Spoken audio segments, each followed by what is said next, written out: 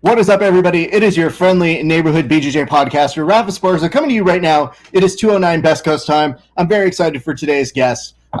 He's part of a crew that had a pretty good week, if we're being honest. 3-0 doesn't look too bad. And more importantly, we will get to him in a second, but I want to let you guys know, if you've gained a little bit of weight, and I'm not talking about, hey, listen, you're not trying to lose the weight. I'm just saying Corona's come into a situation, and maybe people like myself getting a little fat. What I would encourage you to do is get some new gear from our friends over at No Gi BJJ Gear. All you have to do, go over to No Gi BJJ Gear, buy yourself a rash guard like this. Look at this. It says Corona Weight Champ. Now, here's the reason why you would wear this, because I dare someone to tell you you're not right now. Just saying. Everybody sucks at jiu-jitsu right now. I promise you that. Except for this man. This man proved that if you are patient and you have a pretty good squeeze, you can get the 7th rear naked choke on your record. And more importantly, I'm just impressed not only by his stability, but by his calm presence. Of course, you get that when you are training over with the good friends over at Salty Dog Jiu-Jitsu. Ladies and gentlemen, please welcome to the show for the very first time, one Joe Solecki. Joe, how are you doing, sir?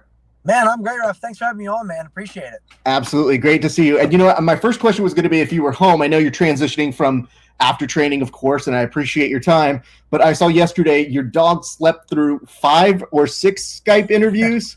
Yep, right on my lap. Never moved. He howled in one of them, and that was it. He had to get his moment in the sun. But other than that, just passed out, man. Not a care in the world. Hey, listen, I have to do this, and usually my dog, a little French bulldog, likes attention. I like to say that she's the actual producer of this show, and so half the time she knows when I'm on air because she'll, come over right at that moment and start asking for attention. I'm like, I'm stuck. I don't know what to tell you.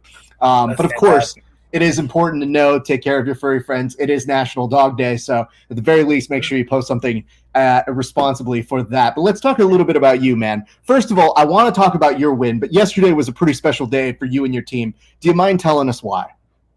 Yeah, I mean, we went 3-0 yesterday in a couple of days, and that's the thing is, we train out of a couple spots. Our MMA team, GMO, up in Gastonia, North Carolina, has big things happening, but here at our jiu-jitsu gym, Salty Dog Jiu-Jitsu, there's a reason we're Salty Dog Jiu-Jitsu and not Salty Dog MMA. We don't have a big MMA presence like that, big MMA team. Really not something we were trying, John was trying to do when he started this. For a specific reason is because unless you have a bunch of high-level pros around, MMA gyms can a lot of times not be the most fun, most welcoming places. And we've grown from a jiu-jitsu hub to having now 3 fighters in the biggest promotions in the world. So between John Salter and then myself in the UFC, and then Jamie Pickett now in the UFC. So just really, really cool to see a small gym in North Carolina having so much success. Absolutely. And I mean, I hit up John as soon as I saw him win because, he's family with the show and he's been on Verbal Tap before. And I reached out to him and I said, hey, man, I want to bring you on. And I was like, but I also know you're probably busy. Usually lead team captain needs to take a few days off. Then I saw you win and I said, oh, well, this is the grappling hour, and I do like talking with people who get really sick, nasty submissions. And again, we're going to get there in a second. But then yesterday, I just figured what a great moment to capitalize that and see a continuation of a thread where obviously you guys would all like to be in each other's corner or in the audience, but 3 separate areas, 3 very successful areas. So I'm very glad that you guys were able to do all of those things. So kudos to you and your team, man. Yeah, thank you. It's been great, man. And John's the leader of it all, and we just try to follow his lead. Such a good guy, such a humble guy, such a hardworking guy, and it's been really tremendous to grow and learn under him. And I moved here for a reason. It wasn't to train in Wilmington. It wasn't because the beaches are cool or the city's cool, which they are, and it is. It wasn't even really because of the gym. John could have been training in a warehouse somewhere. It was to train with John Salter, and for me, I know it's changed my life and my family's life. And then it's cool to see Jamie have that turnaround too in his career. Well, let's ask this. Where do you originate from? Where's home for you? So home originally is Winona, New Jersey, a very, very small town in New Jersey, South Jersey, right outside Philadelphia. Born and raised there until I was 18, and then ended up in Myrtle Beach, South Carolina, just from my parents wanting to move down south and get away from the hustle and bustle. I kind of followed suit. Started to go to college there, didn't finish, but that's where I picked up doing MMA. It was always my goal and always on the back of my mind. And there wasn't a very strong competitive jiu-jitsu scene in Myrtle Beach. it kind of started and ended with me and a couple friends and teammates going and competing, and that was pretty much the extent of it. No one was going to IBJJF tournaments or super fights or things like that really until I ended up doing those things out of there. But other than that, it was MMA. There was a lot of regional, local shows in town, and it was kind of like the local town sport was MMA. So I really grew there into MMA, and then through a seminar at our gym there, Fitness Edge MMA, John Salter came, taught a seminar, and it was off to the races. I learned a ton of jiu-jitsu that day, where I was supposed to be the jiu-jitsu guy in town. And from there, I was like, man, you're only 90 minutes away. I'll travel there 4 times a week if I have to. And that's what I was doing for a long time. And it was just crazy. I mean, within 3-4 months, we were making the decision to move there. Hey, man, I mean, it's a good decision. I only have one real beef with Salter, and we've never really addressed this too much, but I've let him out of his fun. We like to think that we have a handle on a little thing that we call WWE BJJ, where you combine pro wrestling and jiu-jitsu, and then, we do it in good fun, and then I see him start to do these videos, and I go, whoa, bud, no, you're actually good at jiu-jitsu. You don't need to do this. The rest of us do this for shits and giggles. You don't need it. And they are so funny. Like, I want to give him so much more mess, but those videos go viral for a reason. Oh, they're fantastic. And the best part is, like, when he's out somewhere, or I know when he was going to Thailand at the Charlotte airport, he got stopped, and someone's like, are you John Salter? He's like, yeah. Waiting for, like, the fight. Oh, I love the way you fight. They're like, oh, I love your videos. Like, that's, like, his MO now is the videos. So it's just one more reason our gym's a fun place, man. We have a lot of fun there. It's fun watching those guys film, and all the crazy stuff they put Coach Tucker through is hilarious. And it's always a good time here, man. We have a lot of fun, but we train hard. Absolutely. And I, again, if I didn't know Salter, I would probably have stronger words about those videos. But I've been such a fan of his for a while, and he's always been nothing but really kind and respectful to us, which I think is always a good indication of what the team dynamic is like. So when you mention a lot about what your team feels like and how you guys are all jazzed for one another in that way, I get such a strong sense of it. I do want to return back to you. So originally this fight was supposed to take place back in June. So you were originally slated to face Hubbard, and then that's when Max came in. Yes, sir. So that became a whole thing into itself. How did they circle back to you guys coming back to fight one another? Yeah, so I ended up having a little run-in with the coronavirus. I was fine. Wasn't a big deal. I was able to train through it a little bit just because of some other teammates that had to quarantine as well. And made it through all right, but had to pull out of the fight, like you said. And funny enough, Roshkoff used to train some in Wilmington, North Carolina, at another gym here in town, and cross-trained with John and them. And so, like, the 6 degrees of separation, I never knew him, but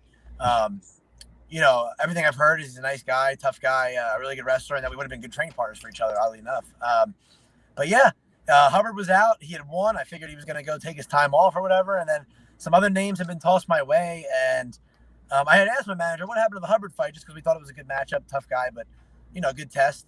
And he's like, oh, they have to offer other guys fights first. And we said yes to everything that came down the pipe. But for some reason or another, those didn't come to fruition. And then it circled back to Hubbard with the matchmakers. And it was perfect. It's funny because we were going to be the first prelim in June, the very first fight of the night. And then we ended up on the main card after some freak accidents and luck Saturday night. So it was fantastic. That's what a way to be fated to go there. It's just so odd to see that happening. I do have to ask, man, what did it feel like when you had to pull out? And at what point do you have to say to yourself, I have to pull out and I have to understand it is out of my control? Yeah, I think I was having a rough week there. Like I said, COVID wasn't bad for us. We were very fortunate. But that being said, I still felt like just a pile of dog crap. I was just, I was sparring, and then I'd be all right. I felt sharp, but I'd get dizzy here and there. I'd get real tired, and then I'd go home and sleep for 12 hours. That's where I'd be like, man, I really think I should be peaking this week, not getting run down. I don't understand. Maybe I messed my taper up or something.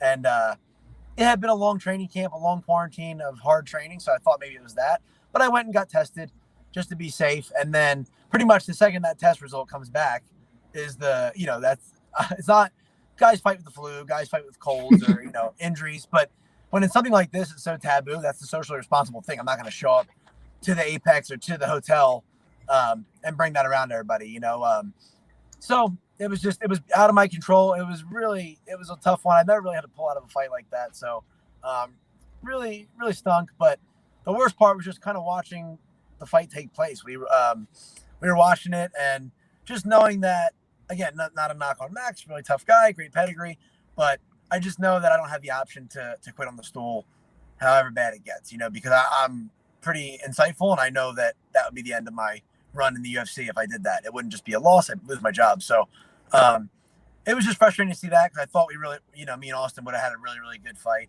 a really tough fight, and seeing what it was, I was like, man, what a wasted opportunity. But can't cry over spilled milk, and it came back full circle anyway, so it was all good. Yeah, I've never really heard. I mean, this is all uncharted territory with the coronavirus. I don't think any one person knows. I know how to handle this. I think every person has just kind of navigated it in a different setting, and I'm sure that for your own sake, it's one of the last things that you're thinking about, just in terms of, hey, listen, you have this opportunity to fight. Unlike other sports, you're gonna take it. Yep. So you really want to make use out of that. And it is unfortunate, but it is kind of nice and serendipitous that you got the fight that you were supposed to get. And let's talk about this in a way that is kind of cool to watch, because, again, as a jiu-jitsu guy, watching another who I would consider a jiu-jitsu guy stand up for an abhorrent amount of time, when most people would lose that body triangle, when most people would lose that control. I was looking at you, and we were doing a fight companion, and I was just watching it the whole time being like, yeah, I've counted 4 times I would have lost that already, and we would have been back to wrestling. So kudos to you, man. Let's talk about this. So at what point did you know this fight was on? We knew, I think, 2.5 weeks out. It was just literally the exact amount of time we got the first one on, that same amount of notice. But we knew, it got to a point where I have a child on the way, pretty much any minute now, but the due date's September 14th, but we found out that doesn't really matter. But apparently due dates mean nothing in the world of babies. It's just like 2 months. But so basically my cutoff was going to be, I've been training since March for a fight. I had to pull out. It was going to be August 29th was the last show that I could possibly fight on, because, my reasoning being, if I get moved to Fight Island, because they were talking about second rounds of shutdowns and things, if I come back and they say, have you been out of the country in the past 2 weeks? Well, I can't lie about it, because they're going to know I was over in Fight Island. So right. That was my reasoning with that. So it didn't look very promising for a minute there. And John had actually said I was going to go to Connecticut with John and get to be in his corner. I was like, dude, this is awesome. I'll take a deload week. I'm sure Connecticut's got good food. And I get to watch my buddy fight, but I don't have to get in there and actually get hit, get beat up, or be that nervous, because I know he's going to take care of business. And then I think when we came to that decision, I was like, I'll let you know for sure tomorrow. I asked my manager. Sure enough, he came back and was like, hey, actually, you're fighting Hubbard. So that was like 2 weeks out, I think. So it was perfect, though. I mean, I obviously had the choice. I want to fight before all this happens. So it was fantastic. Yeah, 2 weeks out. I think the first one was 18 days. Okay, that's pretty intense. Like, have you had other turnarounds like that in your past where it was that quick that you would be like, okay, I'm staying ready, but here's the fight in a week and a half or 2 weeks? Yeah, I don't think so. Maybe opponent switches, just like in the amateurs and stuff. But and my pro debut was kind of the same. We went through like 4 or 5 guys. But yeah, this is a weird time. And the thing that I had to remember is everybody's going through the same thing. Everyone's in uncharted territory. Everyone's doing long training camps in hopes they'll get a fight without knowing the opponent. But it was kind of nice. It was the only thing that stunk was not knowing when we were going to fight, but knowing I had a full training camp just to work on me, and then I ended up having 2 real full training camps. But it was kind of nice. You don't have to worry about somebody else for a change. You worry all about yourself, and it was nice. That's pretty dope. And yeah, I mean, I think the MO to most fighters, and even the fighters I know out here locally in California, has just been like, stay ready. Just at this point, even if you don't think you're on the UFC's radar, if you've got either good management or you're the right weight class, shit could change very quickly. And there are people who I interviewed who at the end of an interview were like, Raph, hold on, I got to go. And they're like, by the way, I'm fighting for the UFC next week. And I go, oh, well, yeah. I'm going to take credit for that. So good luck. Go do your thing. But, okay, so about 2 weeks out, which is, all things considered, in Corona times, a lot of time for a fight. Yeah. So then you start getting into that. When do you have to get over to Vegas? When does that transition happen? Yeah, we went same as a normal fight week, actually, which is kind of surprising. We went on Tuesday. We had a COVID test the week before. where we had to do it over Zoom and show them that we were doing the swab and everything, send it in. And then we got there Tuesday, and pretty much, not a normal fight week, but we had a 1-day quarantine, under 24 hours. We got there like 2 o'clock. We were free to go by like 10 a.m. the next day. And then Wednesday, Thursday, we were free to go, come and go as we please. We could go to the PI if we wanted, or we had, a training room in the hotel with just an extra room with just a little square mat on it. And then Friday after weigh-ins, you go back into quarantine again after your last COVID test. So it was a well-oiled machine, man. They did a fantastic job. I can speak for myself and my team, but I felt, obviously I have the antibodies still for at least a few more months, but I felt safe, even if I hadn't had the virus yet. I felt like they were doing everything they could, temperature checks daily, and you really didn't see any other fighters. So it was nice. It was calm. There was no people coming in and out of your room, friends, family, nothing, just you and your team. And it was a great week. What are you doing to pass the time? So we got hooked on, I don't know how I hadn't watched the show, Last Chance U on Netflix. And basically I packed cards and I packed, stuff to read and this and that. We just sat around the TV like a bunch of simpletons, entertained by Last Chance U for like 4 days. And I cooked for the entire team. I don't know why I like cooking on fight week. I don't even cook that much at home, but I always cook my own food. But then I was like, even cooking stuff I couldn't have, like my corners, I got them steaks and I was cooking their steaks while I'm eating like rabbit food. And I just tried to stay busy and watch the show and cook and clean and do whatever. Well, let's talk. What kind of food you cooking here? Because I get a little weary about this, but apparently I know some things about fighters and they're a little sadistic in the sense where they're like, no, man, I sniff food right before. I look at pictures. I put my vision wall of what I'm going to eat in the future. Yeah. You, my friend, are actually cooking it. And I don't know how to cook without tasting it and making sure things are seasoned and properly done. So what exactly are you making for these guys? Well, honestly, they kind of were eating what I was eating, which was really nice of them. They're just eating bigger portions. So kudos to them because they're an awesome team like that. But I did make them steaks the one night. Those looked fantastic. But other than that, man, I was making these stir fries up out of, I just follow like my modified version of Mike Dolce's weight cut. I don't have a severe of a weight cut, so I get to add in like some Ezekiel bread here and there and some stuff like that. But I take like pico and I take chicken, spinach, onions.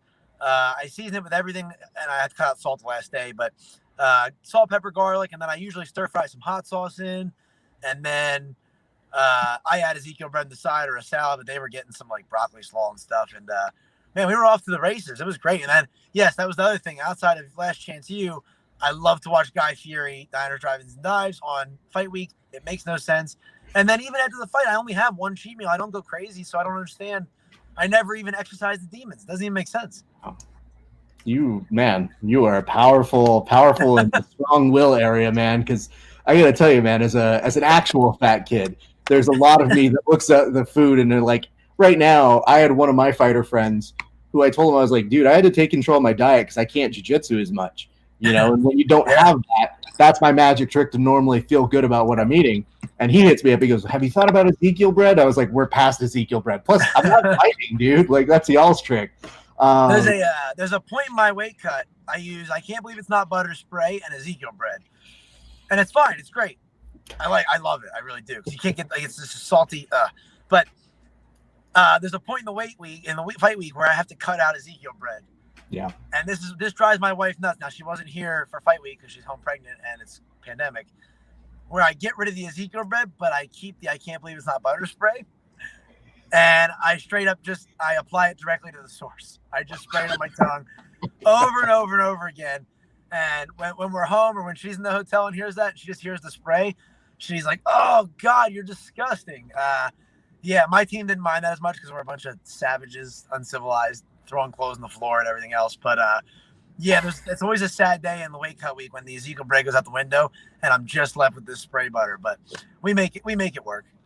Hey, listen, nobody talks about the unglorious side of fighting. Yeah, you got to see how the meat's made.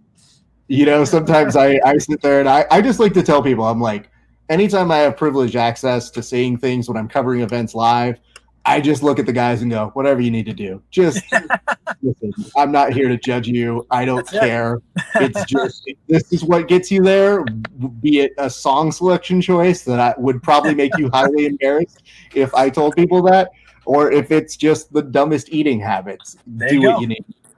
Uh, well, let's talk a little bit about the fight now. So I want to get over, obviously you make the walkout. This is the opponent you were supposed to face a couple months ago. It's a closed door setting. Was this your first time having one of those aside from the Contender Series? Yeah, aside from the Contender Series or just fights where no one cared, and basically I had a fight at CFFC once where I got it. I knew I was fighting, but I didn't get the contract in time, so I couldn't announce it. So I have like 7 family members, and everyone else was just like, it might as well have been an intermission while I was fighting. You could hear a pin drop. So I've had fights like that. I like those the best. So yeah, this is the first real no crowd fight.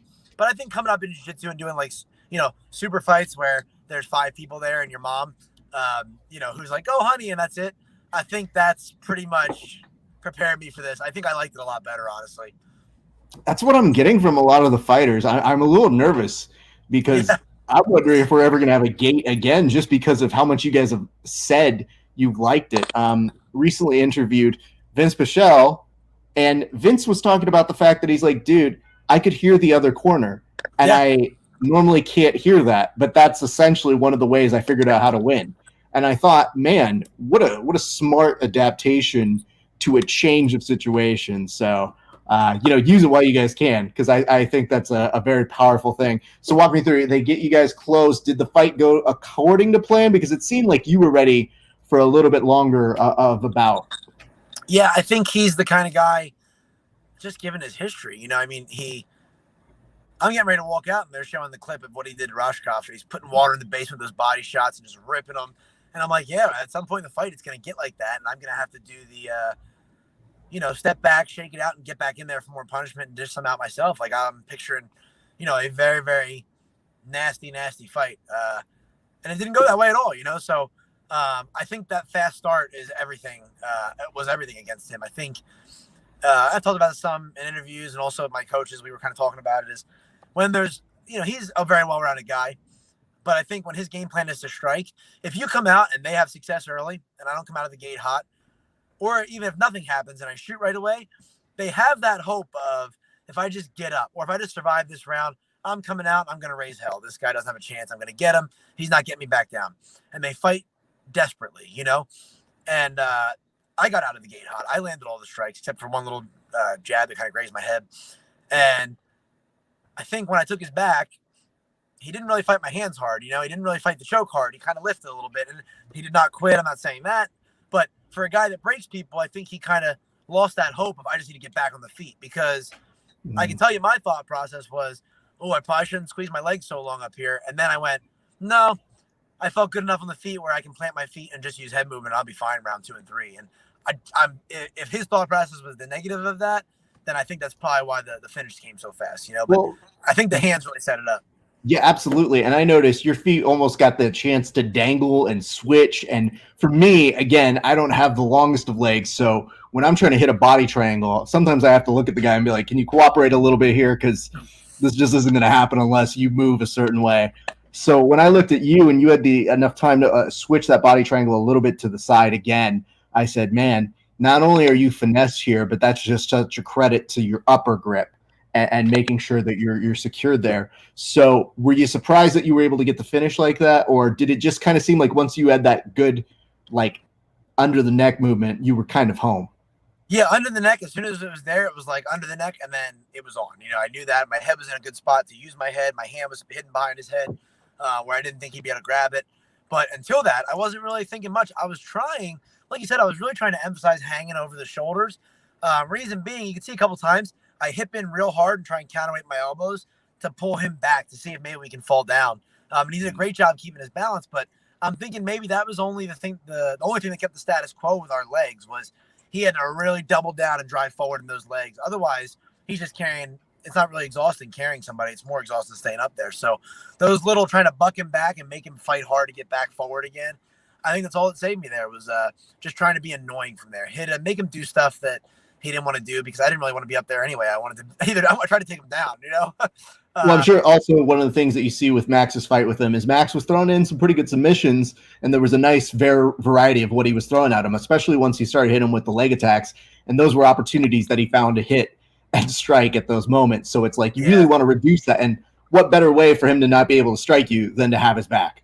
Yeah, and I think the big thing too was making sure him knowing while we're standing there that I'm trying to put some damage on him, because I wasn't going out there to finish him. We knew that. That was the plan. The plan was to beat him up every chance we get and get ready to defend. He's gonna come on strong late, and that was the thing from the back. I just was gonna whip up my hammer fists and hit him in the body anywhere I could touch him. I wanted to touch him just because I think Max went out there to get a finish, probably because of short notice. And I think a guy like that, when you do that with somebody like him who's so tough, there is no hope of a finish. But if you go out there to win in every position, maybe you get lucky and get a finish. Absolutely. And I mean, you're somebody who plays really well in a number of positions. In watching a little bit of your fights, I get to see how well you play and secure when you get up on top half, and just it's kind of that comfort level you get when you're so secure in a lot of parts of your grappling where you say, all right, now let me impose a lot of my striking game, because if it goes somewhere else, I feel pretty comfortable where we're going to go. So I thought that was something that's good. Let me ask, what's the first thing that goes through your mind after you get the win? It was just my wife and my daughter, man, that's on the way.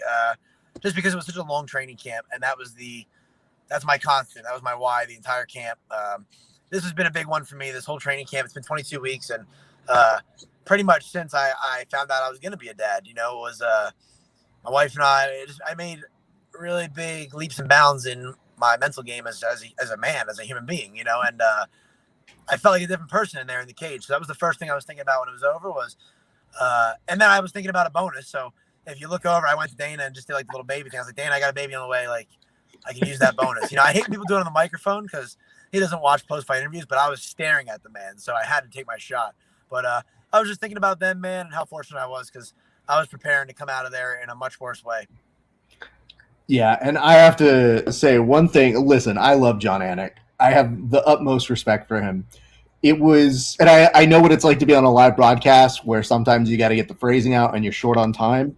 But the phraseology that he used, if I'm remembering correctly, is, so when you're walking out there, did thoughts of your wife creep into your head? And I was like, that just sounds really weird. That this dude's going to go out and fight. And it's like, no, this is not the time my wife is necessarily just creeping into my head, just in the way that he phrased that. 100%. Yeah, the way he worded it was funny, man. I mean, the worst part is I looked at you and you handled it very well. And this is where I know I could never be a fighter in a post-fight interview, because I'd be like, what did you say? Dude, no. Yeah. No, now I'm thinking about her because I won. And yes, I'm very excited about my family, but that's what I knew. I was like, hey, listen, if this kid can act like this with John Anik looking like Stanley Tucci on that other side of that video conference thing, then he'll handle any question I've got for him. Yeah. So you mentioned you don't go super wild or crazy, especially with your eating habits, but do you do anything to commemorate the win? Yeah, I do. We had pizza and soda, and what else did we get? My management sent over a cookie. It was like 4 giant cookies, like these gourmet, and that was on weigh-in night. And I just assumed they were for after the fight. But I looked at my coaches and I was like, these are for after the fight, right? And they're like, you'd be surprised how many guys gorge after weigh-ins. But yeah, we tore into those, and then I came home. We had a nice meal with everybody. We met up with the Salters, and then my cornermen were with Jeff Jimmo stayed because he has to corner our teammate Impa Kasaganai this week. But my other 2 corner guys and their wives and girlfriends were there, so we had a nice dinner with everybody and my wife, and got some burgers, and it was a good time. And that's it. I mean, I have a weekly cheat day every single week until I'm about 3 weeks out. So I try and do that to keep the temptation from ever getting too close or too far away from that weight cut striking range, because I say I'd like to come back and fight in December or before the end of the year, but if something comes up and my daughter's here already and I'm going to be in shape, we just left training right now. And so, that being said, I always want to be a company guy and be able to hop on something short notice. So I'll celebrate with that. I'll celebrate with my family, and it's pretty much it. I'm boring, man. All right, you're fine, man. And think of it like this. A new daughter is essentially a new kettlebell. So you're going to have some workouts getting in even when you're doing the dad duties that are going to go along with it. And I mean, honestly, man, it's so weird at this particular juncture where, yeah, sure, it is time away, but at the same point, like, it is probably in a very nice way, a very good structure to making sure you're healthy, you're doing your own things for your career. And I think, when your daughter looks back at this in the future, she could definitely look back and say, like, yeah, I think you did the right thing, Dad, because Yeah. nothing else really going on in America at this point. So you have one of the few 100%. jobs that is 100% going to be considered an essential gig that pays you. So important thing to keep in mind. This is the first time that you've been on the show. So for us, we always like to do a little bit of drawback into an origin story. So obviously, you were mentioning your martial arts journey begins over in Jersey. Do you mind telling us, did it start with wrestling? Did it start with jiu-jitsu? Where did your martial arts journey begin? Well, I always say, and this is true. This is a true story, but I started with the Power Rangers and the good ones, not the. This is the benefit to being the youngest child in your family. Is I was born in '93, but I still got Saved by the Bell and Boy Meets World and all the good stuff before it got. I didn't get Saved by the Bell the later years with Screech and the wannabe kids that were trying to be AC Slater. I got the good stuff because my siblings were older. They were '80s kids. So. That being said, I had the Mighty Morphin Power Rangers. You got the Red Ranger, the Green Ranger, do karate. So I said I wanted to do karate, but I was 4 years old. They're not putting me in anything at that time. Thank goodness for my brother, Steve, being a terrible athlete. He was playing baseball at the time. Now, my parents will say it's neighborhood politics, that we were new to the town. That's why he didn't play. But deductive reasoning says otherwise. So they're like, hey, you want to do karate? You're too young. When you go to school, you can start when you're 6 or 5. And we'll send him. If he likes it and you still want to do it, then you can do it. So he went, and it's probably 97, 98 at that point. He goes for a year or two. By then, the instructor, that's at a school called Fortunato Karate up in Sewell, New Jersey. They're no longer there. Jim Fortunato runs the Good Fight tournament. If you've had any of those out there where you guys are, good tournament. And he ends up getting his blue belt in jiu-jitsu at that point in time, which back then, you could teach. And through that, they ended up switching the whole school to jiu-jitsu because he's like, oh man, like this is the thing that we need to be teaching. Jiu-jitsu is the most effective martial art. So 99, I signed up. A couple years later, 2 years later, 3 years later, we had always known our lifelong instructor, John Hassett, because he was who our instructor, was under at the time. My mom always said if he ever comes closer to where we live, he was like an hour 15 away from us. He ended up setting up shop like 20 minutes from our house, 15 minutes. So we ended up training with him. And but we always knew him since I was 6 years old, and from then till I left in 2012, I was under him. I got my black belt under him, even though I lived in Myrtle Beach at the time. Always go back and train. And, man, it was just always jiu-jitsu. And I was absolutely terrible at it. I didn't win anything from 6 to 16. It was only participation medals. That's no exaggeration. And I just stuck with it, man. I loved it. I loved everything about it. I loved the people that I got to meet through it. I loved that when I was a little kid and then when I was a teenager and high school's tough, I come in and people actually care what I think about stuff because they're just nice people in there. I like that I could be 17 years old and teaching a class to a bunch of grown men, and have their respect. So it was just fascinating. Even though I wasn't very good at the time, I loved it. And he'd always, brainwash me with these stories about Dan Gable and, Saulo Ribeiro with the quote about everybody wants to be a champion, but not everybody wants to do what it takes to become one. And all these, just these little things and showing me extra attention and help. And it just made me want to be the best I possibly could. And then that's how I got started. And ever since I saw the UFC when I was 10, that was the goal, which was a ridiculous goal for someone who couldn't win a Naga tournament back then. But something in my gut just said that's what I'm supposed to do with my life. And, it took a lot of twists and turns, and maybe it didn't seem like it was going to happen. And now I'm here and I'm doing it. It doesn't even feel real. Let's deconstruct this a little bit. Does your brother Steve know that he is an active part of your story and usually one that gets thrown under the bus so quickly about it? Oh, yeah, absolutely. We do a podcast ourselves called Growing Up Podcast, and we frequently throw each other under the proverbial bus there. Because I hear that and I say, yeah, normally my PR person, I would probably assume my mom would get in the middle of this and be like, no, interview's over. No. You're not going to say your grand story is because your brother sucked as an athlete. Yeah. That's how you got started. You say that you're the youngest. How young are you in terms of everybody else? How many other siblings do you have? My sister, I'll be 26. I'll be 27 tomorrow. My sister's 34 years old. She's 7 years older than me. My brother's like 5.5 years older than me. So it's only fair that I throw him under the bus considering he beat me up all those years.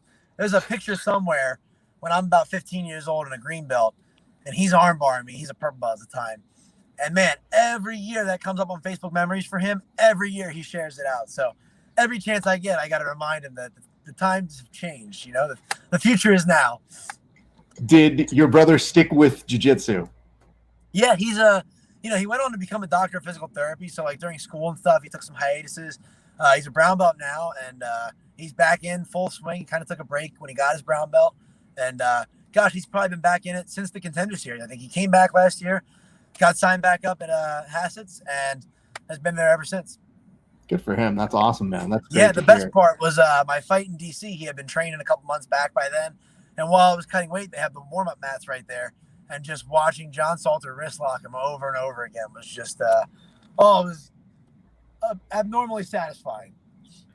Yeah, I gotta tell you, man, I usually have an open invitation to train with people. I literally just got a note back from somebody I recently interviewed, very sweetly saying, hey man, if you're ever in my neighborhood, we got a room here. You're more than welcome to train with us. All those sorts of things are super nice. And I make the same, sort of investment of people when I say, hey, listen, you come to LA, this is my hometown. I'm an ambassador here. John Salter, though, I don't know that I want to train with him. I've seen his top pressure. Yeah. Listen, it's not because I don't think he's a nice guy or a good guy. It's just him at 10%, it's me at 100%. And those things just don't always equal good when you are underneath that top pressure that you have seen become problematic for a number of good grapplers. So he's one of those guys that I'm like, oh. Yeah, he's a freak, man. He's literally, and I say this, not because it's him, he's the best person I've ever trained with. I came in as the week after I got my black belt. I got back from Jersey, and the following weekend, I came down and trained, and we rolled, and he just completely manhandled me. He was like, oh, like, how long you been a black belt? I'm like, I got it last week. I don't think I should have it. Like, he's a monster, man, and it's amazing to see how effortless it is for him to just do that to some of the highest level guys that come through here. We were joking about this because I remember at one ADCC trials, I want to say 2017. I'm fairly good friends with the Hayden brothers, and I was rooting for them. And in the first round, he has the Hayden brothers, and normally they're really good at leg attacks and all those sorts of things. And John had such a stifling style to those leg attacks. It was just like, man, normally you need to be a little bit underneath. He didn't give him any time of day. And I was just looking at him and I was like, yeah, that I'm familiar with his stand-up and kind of what he does, but that's an impressive feat to me. And, afterwards when I told him, I was like, hey, man, I hate to tell you this. I wasn't rooting for you going in, but, now you got my vote, and I'm super stoked for you. And he's been so kind to me ever since. So I cannot say enough good things about him. And he knows that he's going to get interviewed by me very quickly. So I've given him a nice week off before I go yell at him. Now, here's the thing. You mentioned you're about 6 when you're starting jiu-jitsu, correct? Yeah. Are you in other sports at this time, or does it become such a narrow focus where it's just jiu-jitsu? It's only ever been jiu-jitsu. Yeah, it's crazy. So I have a sister that does art, and she's a professional artist.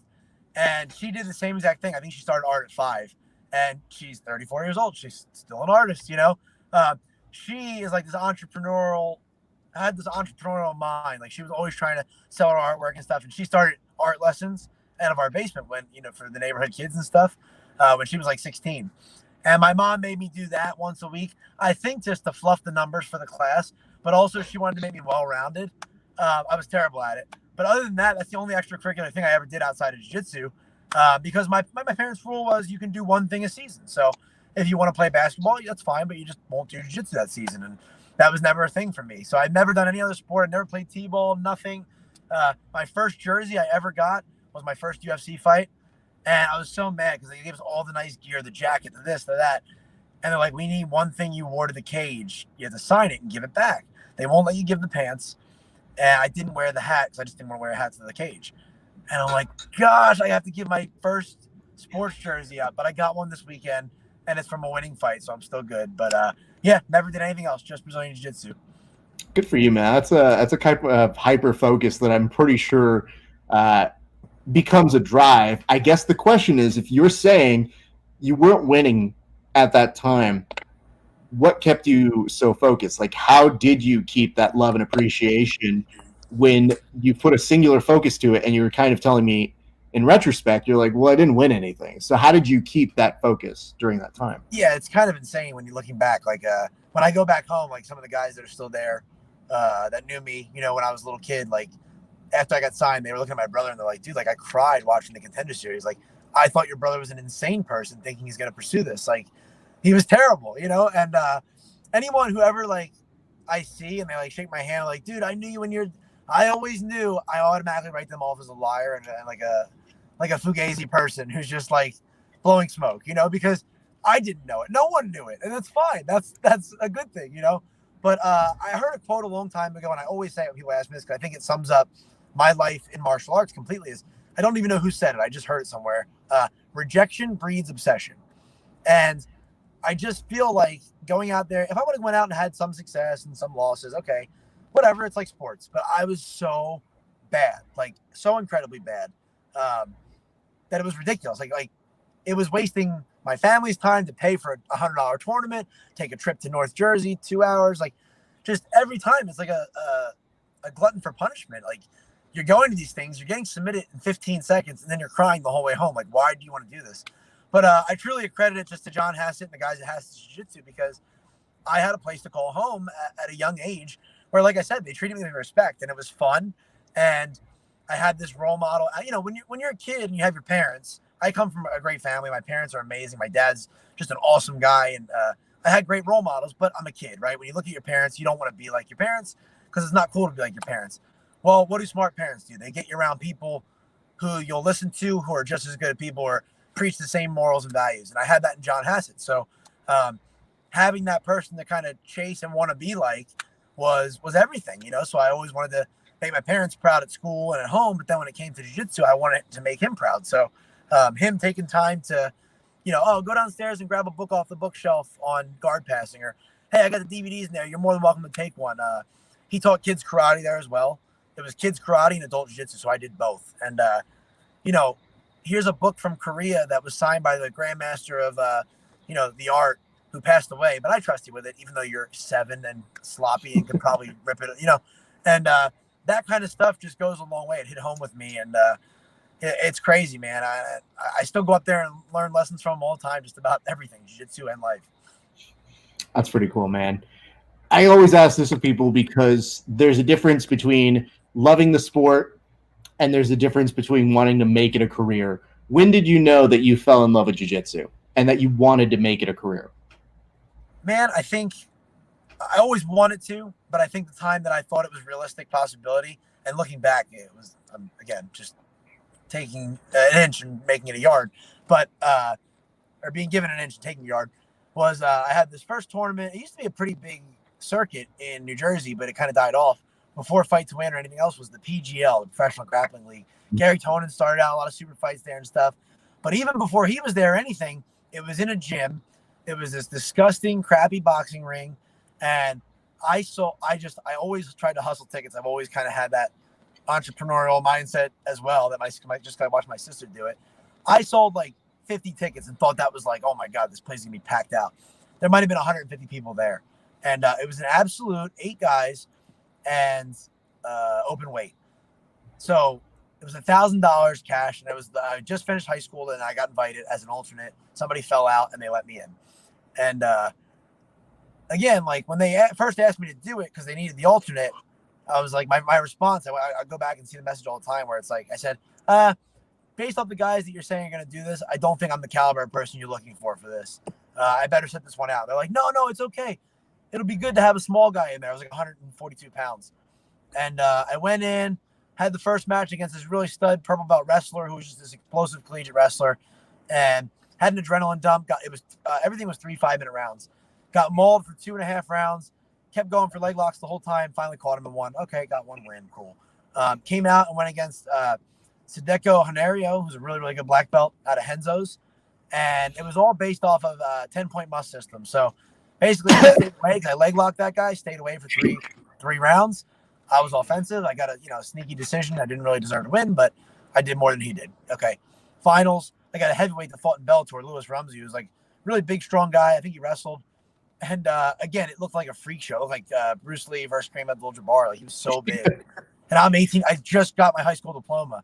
And same thing, I just attacked him the whole time, and sloppy, but definitely did enough to get the decision. And lo and behold, I mean, it ended up being like $300, some coupons to Subway, a bowling ball without the fingers drilled out of it, not even being funny.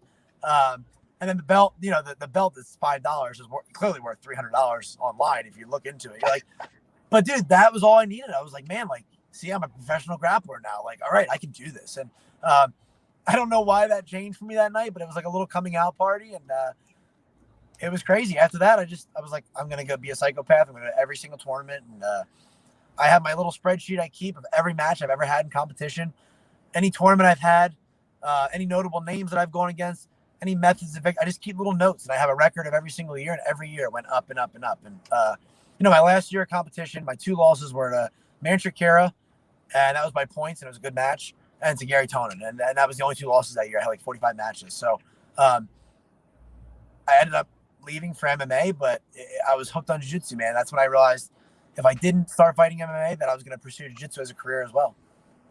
Well, I mean, Gary Ton's notably on all the steroids, so that'll be over. I'm pretty sure. I'll make sure of it. Man, but like, so do you update that for MMA? Do you have a spreadsheet for MMA? No, because of Tapology and ShareDog and all that. But even now, like, I hopped in like a charity tournament, like it's in the spreadsheet. Like I gotta know how many matches I've had. I have every single match since 2007. Before that, those weren't the teens division or anything; they were just kids division, so I didn't put them. And I couldn't remember too many losses. I don't want to rehash it, but gosh, we used to have in-house tournaments at Team Balance. I have everything on there. I've had just under 300 matches, I think, which isn't that much, but yeah, it's crazy to see the natural progression of. And every year, I genuinely just started working harder. Like, oh, this is the year I discovered the Airdyne bike. Holy cow! Okay, this is the year I started deadlifting. Like, you can see the general progression of hard work and coaching. So it's been pretty cool, man. I always take it serious, even when it's for like charity and stuff. I take it super serious. Hey, listen, you're speaking my language. I have a spreadsheet of guests. Like anything that I can do that I do for spreadsheets, that is my jam, because I tell people, I'm like, listen, I'm not intrinsically gifted at jiu-jitsu. I have to make it work with my other strengths. And so anytime I can use this thing as opposed to like lift this and do this, then hey, that's what I'm going to use. So you're speaking directly to the heart of a guy who loves him some spreadsheets. But I guess the question is, I know MMA is obviously the focus, but like, do you ever miss doing a super fight? Is that ever in your mind? Because obviously MMA is going to be the thing that's going to put you in a trajectory, especially if you keep fighting like the way you have been. But do you ever just kind of want to get a super fight going? I was trying to get on Submission Underground when I wasn't sure if I was going to fight or not, and he was getting all those shows off. So that's something I'd be interested in, just because I think it pays pretty well too, and it's always fun. They said, you've got to be a Bellator or UFC fighter or a black belt. I was like, well, I'm both, so that would be cool. But other than that, not necessarily. I think the way jiu-jitsu has gone is depending on the event. It would depend on the event. Submission only would be really fun, but like I'd have to train a whole different way to go do the IBJJF, and I don't even enjoy training that way, honestly. But it's funny. Every now and then we'll get guys come through that are like IBJJF competitors or have like very good credentials in the gi or something, and it is fun to watch what John does to them, and then what I'm able to do to them, and then our buddy Corey that trains with us, Corey Crumpler, who's always throwing Tucker in the videos, and then I'll look at the guy like, he'll be like, oh, like in the gi, blah, blah, blah. Like, when's the last time? Like, I haven't trained in the gi this year. Like, so it's always fun to get in there and have a competitive role with somebody that does those tournaments. But I don't miss it too much, just because I spend so much time doing it. But every now and then I get curious because I'll see somebody that I had a good match with, or maybe had a win over when we were like purple belts or something, where it didn't matter. Like Dante Leon was one of the guys. Like, I mean, he came out and took 4th or 3rd at Abu Dhabi this year. You're like, man, he looks amazing. Like, I wonder if I would have done jiu-jitsu, would I be there? I don't care. I'd rather be in the UFC, but just because it's what I want to do in my life. But it's curious, like I'd like to see maybe like that show on Netflix where you can choose the option and it shows you the different results, like Black Mirror or whatever. Yeah, like that. Like, oh, what would have happened if I did jiu-jitsu? I'd much rather do MMA, but I think one day I'll end up being the crazy guy, Master 7 out there, just like, dude, you're a grandfather. Let it go. Like, you don't have to compete anymore. And I'm like, dude, I don't know what else to do with my life. So I'll be out there competing, I'm sure, yelling at somebody, coaching, whatever I got to do to stay competitive. Believe me, I've had this talk with a number of fighters, and I said, listen, all of the people who are getting away from the adult kids, I'm talking the 18, 19-year-olds, are now starting to get eligible for these Masters divisions. So when you tell me that JT Torres can enter a Masters division, I look at that and I go, let's create a new tournament. Because even when I hear Lovato saying something like, oh, I just jumped in. I was like, let them have something, Lovato. Yeah, that account wants that fucking world title. Leave him alone.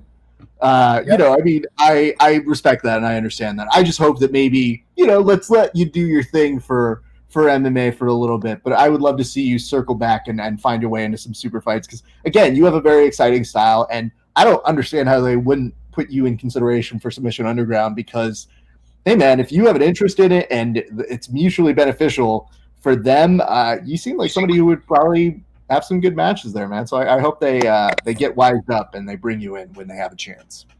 Yeah, that would be awesome. It's funny, a couple of years ago, I tried to get in Fight to Win in Philly because I still have family there. I could sell some tickets, and I never got an answer. I just kind of got, like, pushed to the wayside. And now I'm on the list somehow. And every time there's a Fight to Win event, I get, like, a text message like, hey, JT Torres is grappling somebody tonight. I'm like, it still burns. I'm like, oh, I would have liked to have been on Fight to Win 5 years ago. But I'd like to do one of those sometime. Yeah, maybe when I'm not in camp would be really cool. So we got a really cool thing down here in North Carolina, Toro Cup. They always pick a different charity and a different cause. Boomer from Cage Side and Toro Jiu-Jitsu, and they'll do charity events. And I think it was 2 years ago, or maybe a year and a half ago, I got to do one. And that's always great because the community comes together. It's friendly. You know, you compete real hard, but then everybody's there for the same reason. It's a good cause, and it's good to see everybody come together. They'll do like 35 matches. It's a cool, long day. It's fun and stuff like that. It's nice to go back for a day and be back doing what I love to do. Absolutely. I've heard great things about that one as well. So, yeah, that totally makes sense. And, again, I feel very sorry for the person who's just hoping to get a nice little day of competition who wants to compete against you out that way. Poor guys. Don't even know. It's like, who brought the UFC fighter? Not fair, guys. So I do this thing where I'll share this. I don't really talk about it ever. But when I warm up for competition, I figured this out years ago, and I don't know why, and it's psychotic. But I don't like to be emotional or have like nervous energy when I'm fighting or doing jiu-jitsu. So the best thing for me, I think I read it in a book. I cannot remember, but I saw it, I tried it, and it just worked for me. I pace and I make myself hyperventilate and like kind of cry and get emotions out before fights. Not like I'm sad or scared or anything. Just I think of whatever I need to think of to get that first wave of emotion out. And then I'm calm and I feel like a robot. I'm like, okay, it's just out there. We're just having a fight or a match. And problem is, I used to do it in jiu-jitsu too earlier, but I do it off in a hallway or something by myself. We went to Toro Cup and it's for charity. But I still got to compete well, and I'm in the hallway with one of my teammates, and I'm doing it. I have my headphones on, and my opponent comes around the corner, like, holding his gear and his water. He's, like, shaking hands with people, and he looks at me like, oh, golly, this psychopath is playing for keeps. Like, but it's how I got to compete. And, yeah, it's kind of like, who bought the uncivilized savage back there who can't understand why we're here? And that was me. Hey, you know what, dude?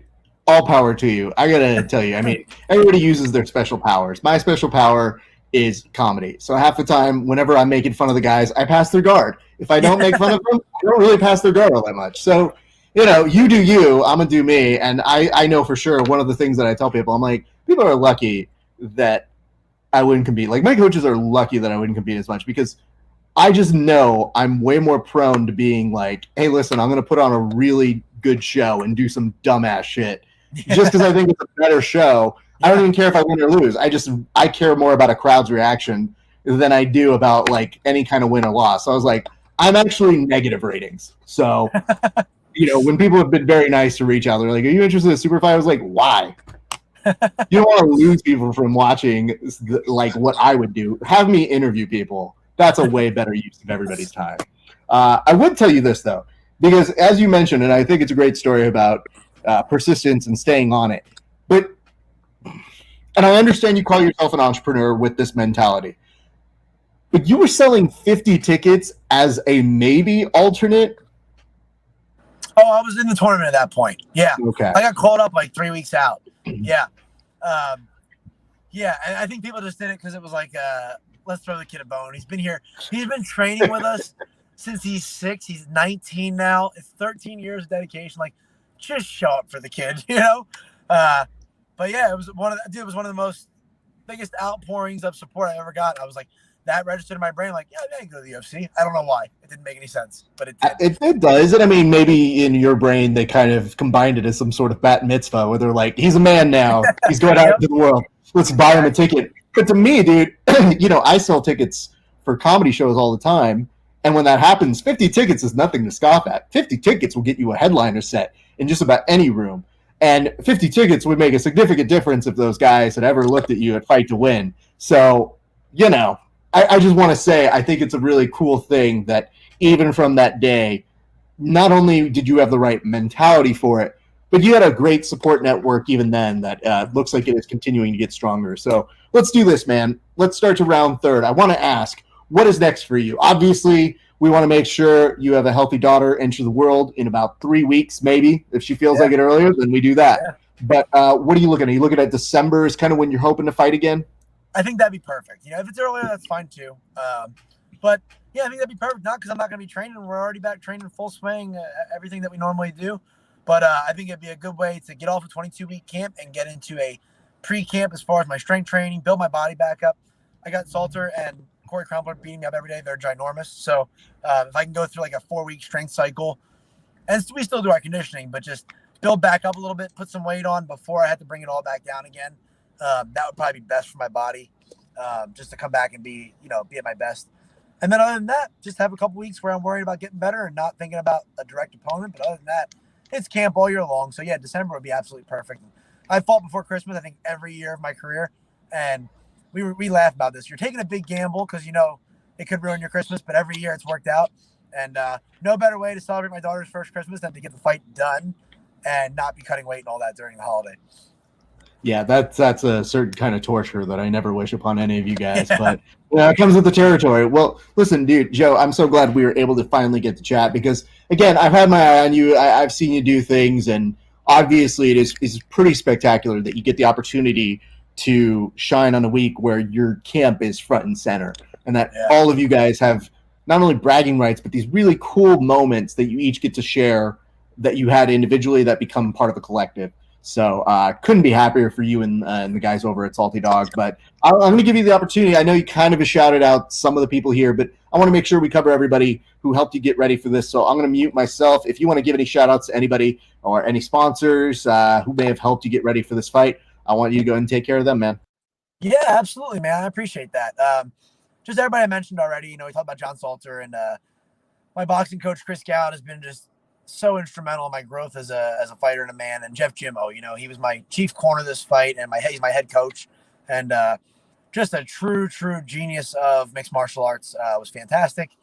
Hudson Rose from Hudson Rose Athletics kept me, he was like my anchor the entire 22-week training camp, because when we couldn't get in the gym, we had to sneak in at night and all that. He was still training us during the day every single day. So just giving us a place to call home when, everybody was trying to keep us out of the gyms. It was fantastic.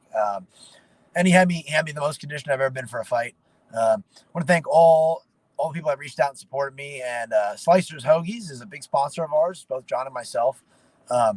Fantastic food, and we love having them. And every chance we get for that to be our cheat day, I'm going to take it because it's fantastic. Everybody at the Myrtle Beach Spine Center, the Gamba Quarter family. And just want to thank my wife, man. Just amazing throughout this entire process, from first amateur fight to right now. Just the best support system anybody could ever have, and it's only going to go up from here. So this has all been really, since the first fight as an amateur, this has all been for her. So it's been amazing. That's it. You have a hoagie sponsorship? We do, yes. Yeah, they've been really good to us. And then typically after a fight, we'll get hoagies from them. So they're in Florida, but they can send them. And our one buddy, who it's his brother that owns it, he goes down and visits a lot. He brings them back in coolers. Oh man, it is so good. I get buffalo chicken. They call it the Dream, but I get the tomatoes off it. So we're gonna try and get it named after something related to the gym. But it's buffalo chicken, bacon, chipotle mayo, I think cheddar cheese. Oh, it's so good. Oh my gosh, lettuce and some other stuff. let me point this out to you. I've already eaten today for my lunch. I am hungry again based off of your description of this. And I got to say, you're playing it right if you've got a hoagie spot. I have to do better with the show to figure out like more food sponsorships for me. The fight before last, if you look at John in the corners what they're walking out in, it's a Slicer's Hoagies shirt. And oh man, not since Shamrock Meats on the back of Rocky Balboa's robe has there been such a good sponsor for a fight. Man, all right. Well, I'm officially jealous. I want to thank you. So I'm going to close this thing up. I'll say hi to you or bye to you off air in just a second. But my thanks, Joe Solecki. Very much appreciate your time. All right, everybody, let's close this bitch up. So tomorrow we return back with gentleman Josh Hill, friend of the show, talking about his Bellator win. And then on Friday, we have Daniel Rodriguez, who is stopping in on the show, and that is going to be both of those at 1 p.m. Best Coast time here at Pacific Time Zone. So you guys want to tune in for that. We're already starting to put together next week's show, and if you haven't had the chance, go listen to this week's Verbal Tap. Do us a solid. Tell us what you enjoy about it. And again, nice little plug over here for our friends over at Nogi BJJ Gear. Check this out, Corona Weight Champ. Go buy that rash guard. Use the promotional code GRAPPLINGHOUR15. Get 15% off of whatever you put in the cart. That's going to do it for us here today. Again, my name is Rafa Esparza. I want to thank everybody for watching. I want to thank our good friends over at Dodgy Collective for giving us some support as well. We have some great little thing in the future that I think you guys are going to truly appreciate seeing in a collaboration with them.